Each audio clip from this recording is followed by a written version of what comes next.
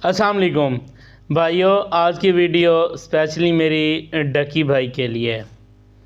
भाइयों, आप लोगों ने तो वीडियो हर बंदे ने देख ली होगी, जो बंदा भी सोशल मीडिया यूज़ करता है।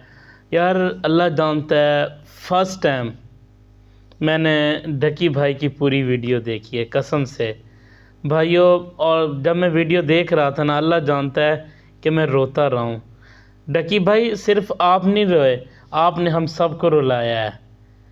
मैं तो आपको अपना बड़ा भाई मानता हूँ। पहले भी मैंने एक दफ़ा वीडियो लगाई थी, अल्हम्दुलिल्लाह वो वीडियो मेरी अच्छी वायरल भी हुई थी, जिसमें मैंने कहा था कि डकी भाई आप मेरे बड़े भाई हैं। लेकिन यार देखो, हमारे डकी भाई जैसे कह रहे थे ना, हमारे इदारे गलत नहीं हैं, उनमें बैठे लोग फ़िरौनियत पे आ जाते हैं, फ़िरौन बन जाते हैं। हमारे इदारों में बैठे लोग गलत हैं, हर लोग भी गलत नहीं, 100 में से 1 या 2 निकलते हैं ऐसे लोग। भाइयों, अल्लाह पाक हमें ऐसे लोगों से महफूज रखे।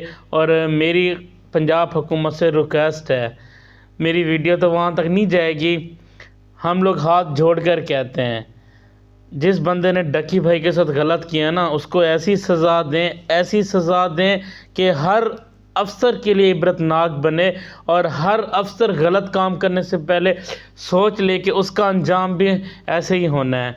क्योंकि डकी भाई से रिश्वत लेते रहें, पैसे बटोरते रहें, उनको खाली कर दिया, ज़ीरो बटा ज़ीरो कर दिया। कितनी दुख की बात है।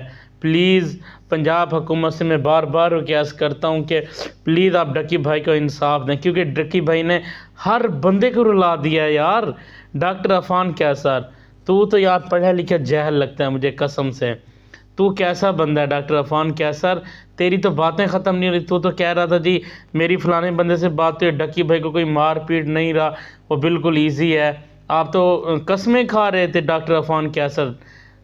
खुदा का खौफ करो डॉक्टर साहब, आप हमारे इलाके के हो, हमारे वसीब के हो, मुल्तान के हो, हमारे अपने हो, और आप लोग इतने बड़े बड़े झूठ बोलते हो सोशल मीडिया पे बैठ के।